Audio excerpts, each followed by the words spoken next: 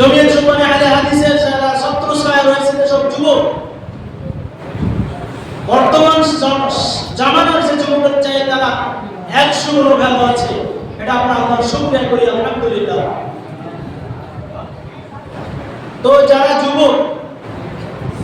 যুবকের ভূমিকায় 10 থেকে 33 বছর বয়সী যারা যুবক ছাত্র সংগঠন, একমাত্র নির্ভেজাল তাওহীদি সংগঠন বাংলাদেশে চলে আসছে, থাকবে ইনশাআল্লাহ অবিচল আস্থার সাথে আপনাদের সাহায্য সহযোগিতা এগিয়ে যাবে। এক ঝাঁক তামাম যুবক যারা সারা বাংলাদেশের মধ্যে বাংলাদেশের ভোনা শাখা এবং ভোনা এলাকা জমিয়ত সুবহানে আহলে হাদিস তারা অত্যন্ত সুনামের সাথে কাজ করে যাচ্ছে।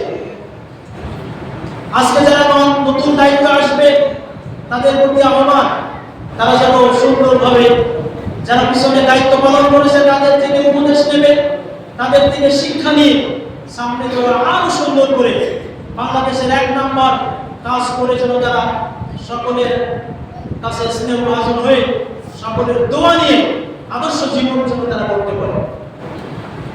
প্রত্যেকে দায়িত্বশীল, কুল্লুকুম রাঈন ওয়া কুল্লুকুম মাসউলুন আন রাইয়াতিহি, প্রত্যেকে দায়িত্বশীল। আর দায়িত্বের বেলায় সকলকেই দায়িত্বের মুখোমুখি হতে হবে। কেউ কখনো ভালো কর্মী, আদর্শ কর্মী হতে পারে না যদি সে দায়িত্ব অবহেলা করে। এজন্য আমি সকলের প্রতি আহ্বান জানাবো, যারা নতুন দায়িত্বে আসবে, যারা বিগত সেশনে দায়িত্ব পালন করেছিল তাদের সেই জন্য মন প্রাণ দিয়ে আল্লাহ সুবহানাহু ওয়া তাআলাকে রাজি খুশি করার জন্য যেন তারা সংগঠনের জন্য যেন নিবেদিত প্রাণ হয়ে আল্লাহ সুবহানাহু ওয়া তাআলাকে রাজি খুশি করার জন্য যেন দায়িত্ব পালন করে। এই উদ্বোধনী বক্তব্যে বলবো, যারা দায়িত্ব অনেকে আসবে, অনেকের দায়িত্ব হয়তো ছিল, দায়িত্ব থেকে আরো হয়তো দায়িত্বের আরো স্তর পরিবর্তন হতে পারে। হয়তো অনেকের দায়িত্বের সুন্দরভাবে দায়িত্ব হয়তো পালন করেছে, কিন্তু একটু অলসতা অবহেলা করার কারণে দায়িত্ব হয়তো কাউকে পরিবর্তন হতে পারে। মন খারাপ করার কিছু নেই।